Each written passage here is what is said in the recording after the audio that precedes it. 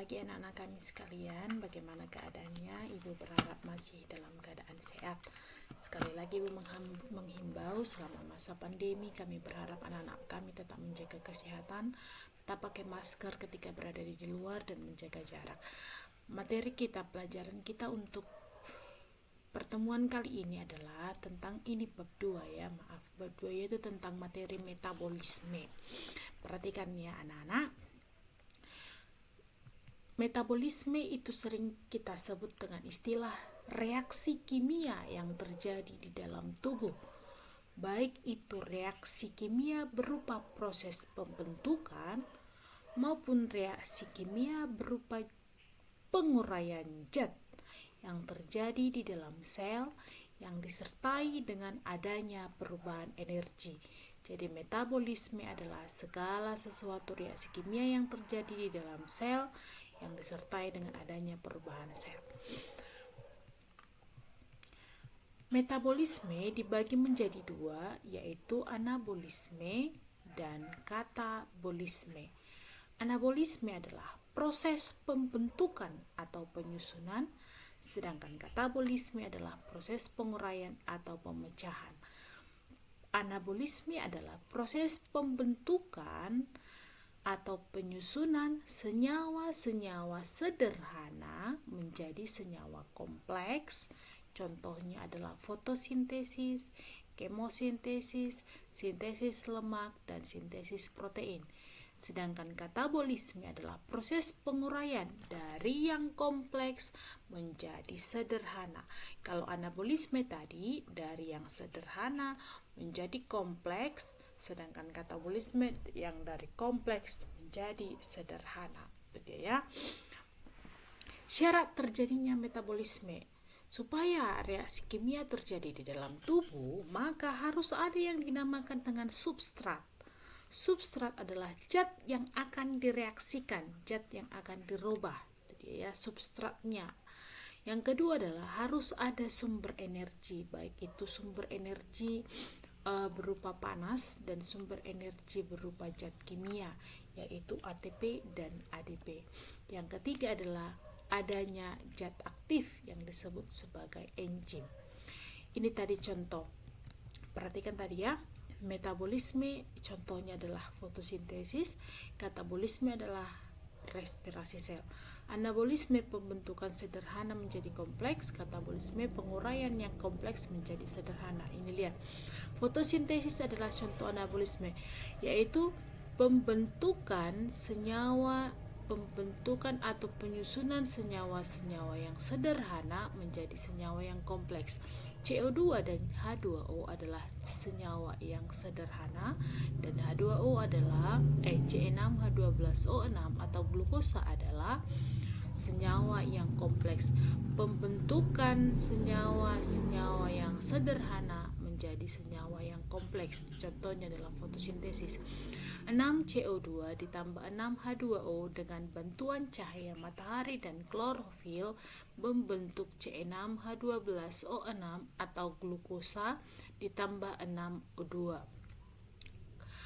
Karbon dioksida ditambah air dengan bantuan cahaya dan klorofil membentuk glukosa dan oksigen. Sedangkan respirasi tadi adalah contoh katabolisme, yaitu penguraian yang kompleks menjadi sederhana. C6H12O6 ditambah 6O2 menghasilkan 6CO2 ditambah 6H2O ditambah 38 ATP. Ya. Jadi contoh anabolisme, contoh katabolisme. Proses anabolisme biasanya banyak membutuhkan energi sehingga reaksinya dapat berlangsung cepat dan efisien. Reaksi yang memerlukan energi dalam bentuk panas disebut sebagai reaksi endergonik atau reaksi endoterm. Ini dia tadi. C6CO2 ditambah 6H2O dengan bantuan cahaya. Lanjutkan.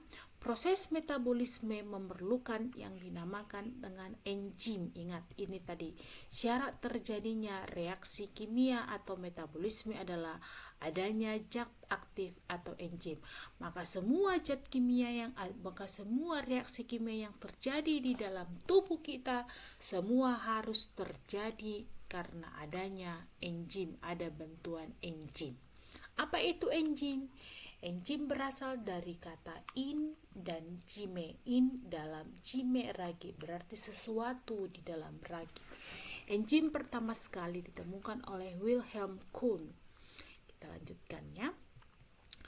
Enzim adalah satu atau beberapa gugus polipeptida atau ini lihat protein, berarti enzim adalah protein.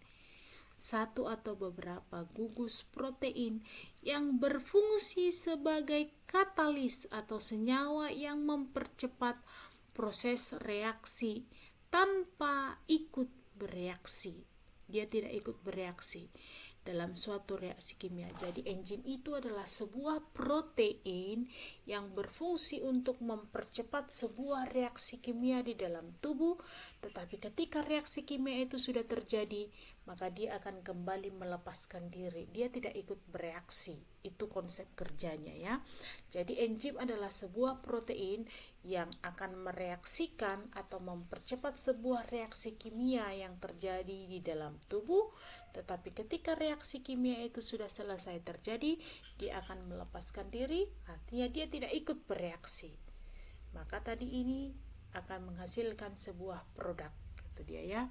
Enzim bekerja dengan cara menempel pada permukaan molekul zat-zat yang bereaksi dan dengan demikian mempercepat suatu proses reaksi. Percepatan terjadi karena enzim. Kenapa bisa dia mempercepat? Itu dia ya. Karena enzim menurunkan energi pengaktifan yang dengan sendirinya akan mempermudah terjadinya reaksi. Sebagian besar enzim bekerja secara khas, artinya setiap jenis enzim hanya dapat bekerja pada satu macam senyawa atau reaksi kimia. Ini nanti akan kita lebih bahas di sifat-sifat daripada enzim ya. Bagi apa yang dimaksud dengan bekerja secara khas ini akan kita bahas itu nanti di sifat-sifat enzim di berikutnya. Kita lanjutkan. Struktur enzim. Jadi kalau dikatakan enzim itu apa? Nah, ini dia ya. Enzim itu terdiri dari yang dinamakan dengan bahan protein dan bukan protein. Artinya adalah makanan yang kita konsumsi yang berasal dari protein itu semua nanti akan digunakan untuk membentuk yang dinamakan dengan enzim. Jadi itu berasal dari makanan yang mengandung protein yang kita makan atau berasal dari protein yang dibentuk oleh tubuh kita sendiri oleh ribosom. Ingat ya, ribosom itu adalah organel sel yang bisa menghasilkan protein di dalam tubuh kita. Jadi protein di dalam tubuh kita itu bisa dihasilkan oleh tubuh kita sendiri dan bisa kita dapatkan dari luar tubuh, yaitu dengan cara makan, misalkan ikan, telur, daging, dan lain-lain. Dan protein itulah yang akan digunakan untuk membentuk yang dinamakan dengan enzim. Jadi struktur enzim, yaitu komposisi enzim itu adalah terdiri dari protein dan yang bukan protein. Maksudnya adalah protein itu kita sebut sebagai istilah apoenzim, sedangkan yang bukan protein itu disebut sebagai gugus prostetik. Dan gugus prostetik ini berupa koenzim dan kofaktor.